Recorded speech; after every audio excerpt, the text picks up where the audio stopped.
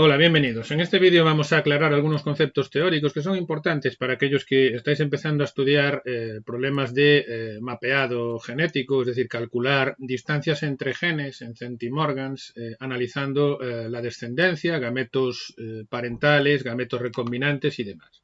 Vamos a hablar de cómo se transmiten dos genes cuando están ligados, es decir, cuando están en el mismo cromosoma y cuando no están ligados, es decir, cuando están en cromosomas diferentes. El supuesto del que vamos a partir es que consideramos un gen número 1 que tiene dos alelos, este, y un gen número 2 que tiene estos dos alelos. Y vamos a suponer un individuo heterocigoto que forma sus gametos. Antes de hacer la explicación os recuerdo, ya hemos hablado en otro vídeo de la teoría cromosómica de la herencia, ¿vale? Que fue postulada en 1902, que nos dice que los genes están dispuestos linealmente a lo largo del cromosoma. No me paro con esto porque entiendo que ya conocéis la teoría cromosómica de la herencia. Lo que pasa es que para poder seguir la explicación de este vídeo tenemos que tener claro este concepto, ¿sí? También acordaos que durante el proceso de meiosis, de la que también hemos hablado ya, existe una recombinación del material que hay en los cromosomas homólogos. Esto también, bueno, a medida que vayamos desarrollando la explicación iremos recordando estos conceptos.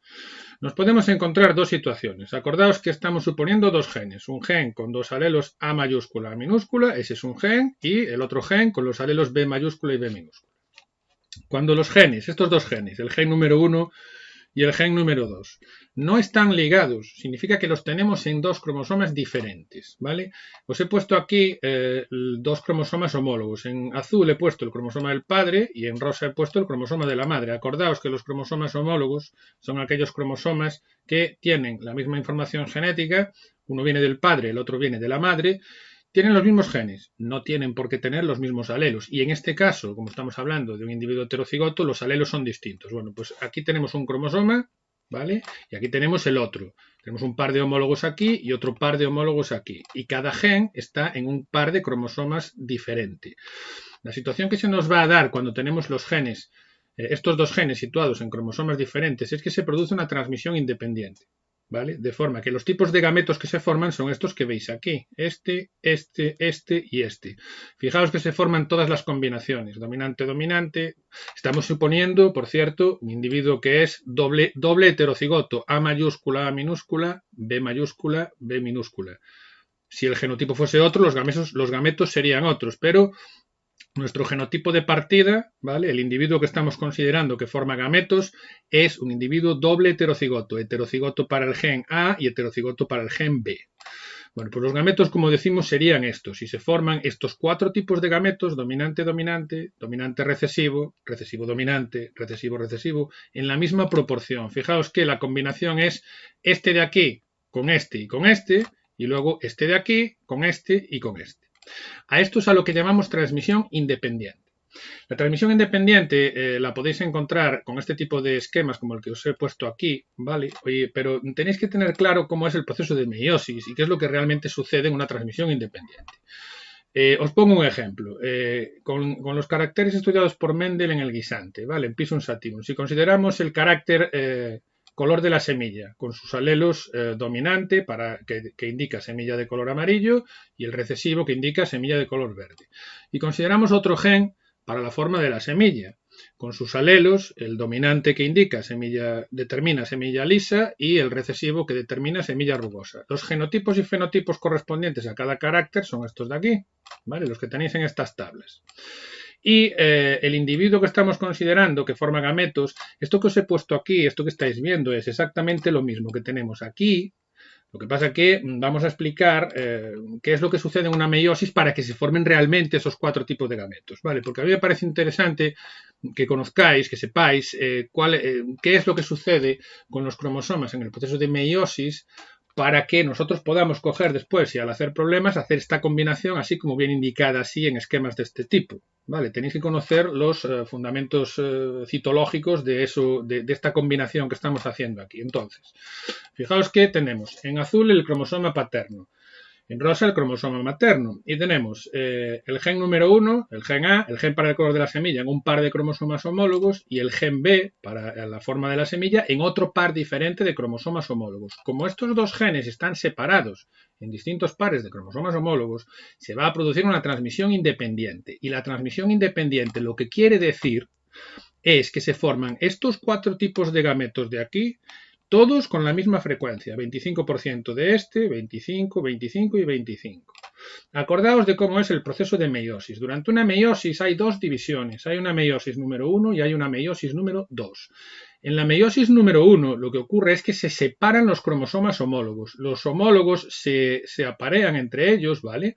Y se va a producir una división por aquí, de forma que esta línea gris de aquí nos indica que se separan los cromosomas por aquí y estos dos de aquí van juntos y estos dos de aquí van juntos. Y entonces llegamos a esto de aquí. Tenemos estos cromosomas juntos y por otro lado estos cromosomas juntos. Aquí en la meiosis 1 se han separado cromosomas homólogos. En la meiosis 2 lo que se separa son cromátidas hermanas y por lo tanto la división va a seguir estas líneas que os he puesto aquí. Esta de aquí se separan las cromátidas hermanas y estas de aquí. Entonces se nos genera un gameto con estos 2 alelos, que sería este de aquí, otro gameto con estos 2 alelos, que sería este de aquí, un gameto con estos 2 alelos, que sería este de aquí, otro con estos 2 alelos, que sería este de aquí. Fijaos que aquí tenemos 4 gametos, porque en una meiosis se producen 4 gametos, pero 2 tipos, ¿vale? Gametos de este tipo, dominante-dominante, y gametos de este tipo, recesivo-recesivo. En algunas meiosis va a suceder esto. Pero ¿qué pasa? Que el apareamiento de cromosomas homólogos se produce al azar. Y entonces los cromosomas en algunas meiosis se van a colocar tal y como está indicado aquí arriba, pero otras veces, en otras ocasiones, durante otras divisiones meióticas, va a suceder esto de aquí. La colocación de los cromosomas, fijaos que aquí abajo, es distinta a la que se ha producido aquí arriba. Si los cromosomas homólogos se aparean de este modo, resulta que los que van juntos en la primera división, que es la que nos separa los cromosomas homólogos, son este va con este y este va con este. Y entonces tenemos esta situación que fijaos que es diferente a la de arriba. Cuando en la segunda división de la meiosis se separen las cromátidas hermanas, los gametos que se van a formar son estos de aquí, que fijaos que son diferentes de los que se nos formaban arriba. Y al final lo que tenemos son los 4 tipos de gametos que, como decimos, tienen todos la misma frecuencia, ¿vale? Y esto sería la transmisión independiente. Repetimos que hay transmisión independiente de 2 genes, de los alelos de 2 genes, cuando esos genes están situados en cromosomas diferentes, como aquí. En un par de cromosomas homólogos tenemos un gen y en otro par de cromosomas homólogos tenemos el otro gen. Y entonces podemos coger, hacer un esquema de este tipo y obtener los gametos mediante este tipo de diagramas, ¿vale?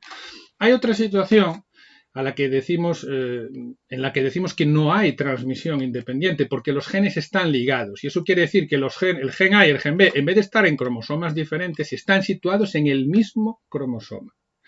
Y aquí se nos pueden dar 2 situaciones.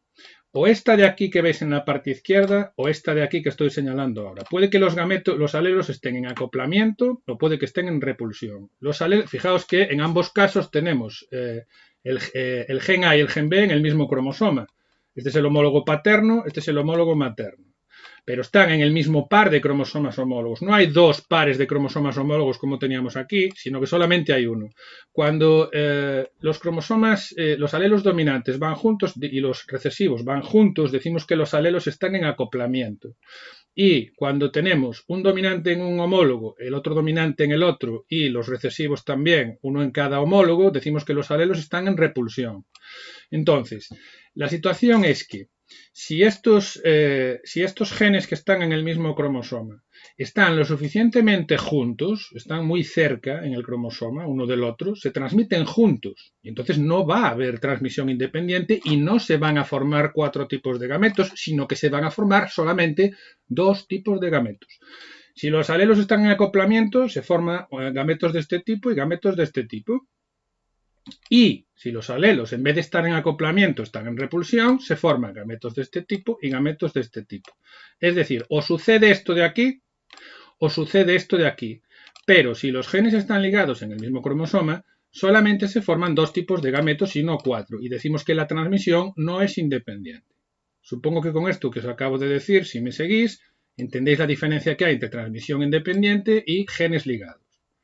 Transmisión independiente, genes en distintos cromosomas, 4 tipos de gametos. Genes ligados, genes en el mismo cromosoma, 2 tipos de gametos que pueden estar en acoplamiento o pueden estar en repulsión. ¿Qué es lo que pasa? Que para complicarnos un poco la cuestión, resulta que a veces los dos genes que estemos considerando, el gen A y el gen B, no van a estar lo suficientemente cerca en el cromosoma, van a estar en el mismo cromosoma, pero a una distancia que permite que haya un proceso de recombinación. Y entonces sí que puede ocurrir que se nos formen 4 tipos de gametos, al igual, y no 2, al igual que sucedía con la transmisión independiente. Tenéis que recordar cómo es el proceso de meiosis. Durante el proceso de meiosis, que ya hemos estudiado en otro vídeo y que es la división que utilizan los organismos para producir sus gametos, ¿vale? Sus células sexuales. Lo que ocurre es que los cromosomas homólogos se aparean, ¿vale? Tenemos en azul el cromosoma del padre, tenemos en rosa el cromosoma de la madre, y en ese apareamiento hay un intercambio de segmentos, ¿vale? Un entrecruzamiento que produce una recombinación genética. Fijaos que lo que sucede es que el cromosoma del padre y el cromosoma de la madre han intercambiado segmentos, ¿sí? Este es el proceso de recombinación, que sucede, como decimos, en la meiosis. Entonces, ¿qué es lo que pasa? Si nosotros tenemos este par de cromosomas homólogos, aquí los genes están ligados, el gen A y el gen B están ligados. ¿Por qué el individuo es doble heterocigoto? Porque es heterocigoto para el gen A mayúscula, A minúscula, y es heterocigoto para el gen B, B mayúscula, B minúscula. Los genes están ligados porque están en el mismo cromosoma. Tenemos en el mismo par de cromosomas homólogos, el del padre que está en azul y el de la madre que está en rosa, tenemos situados los genes. No tenemos, si fuese transmisión independiente, tendríamos 4 cromosomas, 2 paternos y 2 maternos. Entonces, ¿qué es lo que pasa? Que si los genes están muy juntitos, decimos que van juntos y entonces solo se nos forman 2 tipos de gametos, ¿vale? Pero cuando están un poco separados en el proceso, porque el proceso de recombinación, que consiste, como acabamos de decir, que los cromosomas intercambian segmentos, para que haya recombinación entre 2 genes tiene que haber una cierta distancia en el cromosoma. Los genes que están muy juntos no recombinan. ¿Vale? Pero cuanta mayor sea la distancia en el cromosoma, mayor probabilidad hay de que cuanto mayor sea la distancia en el cromosoma para 2 genes, mayor posibilidad hay de que se produzca una recombinación. La recombinación que os he marcado está indicada por estas 2 líneas. Fijaos que lo que sucede aquí es que estas 2 cromátidas, esta cromátida de aquí y esta de aquí, intercambian este segmento, ¿vale? De forma que nos queda esto que veis aquí. Se ha intercambiado este segmento que estoy señalando y los alelos han cambiado, estos alelos, el A mayúscula y el A minúscula, han cambiado de sitio. Entonces, ¿qué es lo que pasa aquí? Lo que pasa aquí es que cuando se produzca la meiosis número 1, la primera división de la meiosis, se separan los cromosomas homólogos por aquí, el rosa para un lado, el azul para el otro. Cuando se produzca la segunda división de la meiosis, se separan cromátidas hermanas. Se separa esto por aquí y se separa esto por aquí. Y al final vamos a tener 4 tipos de gametos y no 2. Fijaos que si no se produce recombinación, aquí se partiría esto por aquí, y se nos producirían 2 tipos de gametos, A mayúscula, B minúscula, A minúscula, B mayúscula. Pero si hay recombinación, aparecen 4 tipos de gametos, igual que aparecían 4 tipos de gametos cuando había transmisión independiente. Fijaos que en este ejemplo que os he puesto aquí, los gametos, ¿cómo están los gametos? Los alelos situados están en repulsión porque tenemos juntos el dominante de un gen con el recesivo del otro, ¿vale? Entonces, cuando los alelos están en repulsión, los 4 tipos de gametos que se forman, estos que están sin recombinar, A mayúscula, B mayúscula, ¿vale? Este gameto de aquí y este de aquí, A mayúscula, B minúscula, estos decimos que son los gametos parentales. Y los recombinantes serían este de aquí, A mayúscula con B minúscula, y este de aquí, A mayúscula con B mayúscula. Esto es lo que pasa si los alelos están situados en repulsión. Pero hemos dicho que cuando 2 genes están ligados en el mismo cromosoma, los alelos puede que estén en repulsión, dominante con recesivo, o puede que estén en acoplamiento. Si los alelos estuviesen en acoplamiento, ¿vale? Que es esta situación de aquí, se produciría la recombinación y lo que sucedería es que los gametos parentales serían estos de aquí y los recombinantes serían estos de aquí, al revés de lo que sucedía hace un momento. Entonces, para saber cuáles son los gametos parentales y recombinantes, ¿cómo hacemos? ¿Cómo podemos saber si nosotros se nos forman 4 tipos de gametos y cómo podemos saber si hay transmisión independiente, si los genes están ligados, en caso de que estén ligados, si están en acoplamiento, si están en repulsión. Bueno, pues todo eso lo sabemos porque fijaos, cuando hay transmisión independiente decimos que se forman 4 tipos de gametos. Si solo se nos forman 2, entonces ya sabemos que los genes están ligados y que están muy juntitos en el cromosoma y no ha habido recombinación. Pero si se nos forman 4 tipos de gametos, yo voy a saber que hay transmisión independiente porque los 4 gametos van a tener la misma frecuencia. 25% de los gametos son así, 25% así, 25% así, 25% así. Cuando hay recombinación, sea que los alelos estén en acoplamiento o sea que estén en repulsión, y aquí lo que cambia es cuáles son los recombinantes, cuáles son los parentales. Si os perdéis al llegar aquí, dadle para atrás al vídeo, ¿vale? La diferencia entre esta situación de arriba y la de abajo, alelos en acoplamiento y alelos en repulsión, es que en este caso los parentales son este y este, y cuando están en repulsión es al revés, ¿no? Lo que cambia es cuáles son los parentales y cuáles son los recombinantes. Pero se forman 4 tipos de gametos. Lo que pasa es que estos 4 tipos de gametos que se forman aquí, los que no van a aparecer con la misma frecuencia. Van a aparecer los gametos parentales siempre con más frecuencia que los recombinantes, con lo cual lo vamos a tener muy fácil. Nosotros vemos 4 tipos de descendientes, porque además en los problemas de recombinación que vais a tener que hacer, lo que se hace es un retrocruzamiento para que las frecuencias de fenotipos reflejen las frecuencias gaméticas. Por lo tanto, cuando estáis haciendo problemas de este tipo, si lo que tenéis es descendientes que tienen todo, aparecen los 4 tipos de descendientes con la misma frecuencia, es transmisión independiente. Si aparecen 4 tipos de descendientes, pero con diferente frecuencia, aquellos que tengan más frecuencia van a ser los que proceden de los gametos parentales. Y los gametos recombinantes aparecen siempre con menos frecuencia. Bueno, pues espero que estos conceptos hayan quedado claros porque son necesarios para contestar, por ejemplo, problemas como este que veis aquí. Si os ponen un problema de este tipo, ¿vale? Pues fijaos que aquí nos dan un cruzamiento, un doble heterocigoto con un doble homocigoto recesivo, nos dan una descendencia y nos preguntan cuáles son los descendientes parentales y los recombinantes. Los alelos están en acoplamiento o en repulsión. ¿Cuál es el porcentaje de entrecruzamientos y cuál es la distancia entre los? Y bueno, este tipo de problemas, como este que veis aquí, que no lo vamos a resolver en este vídeo porque ya hay otro vídeo en el que está resuelto y explicado este problema. Si no tenéis claros estos conceptos que os acabo de comentar, pues es todo un poco confuso y un poco lioso. Entonces, al hacer los problemas, siempre los conceptos teóricos de base tenéis que tenerlos claros, ¿vale? Lo dejamos aquí para no hacer el vídeo más largo, que ya es lo suficientemente largo. Como siempre, espero que os haya sido un vídeo útil y hasta la próxima.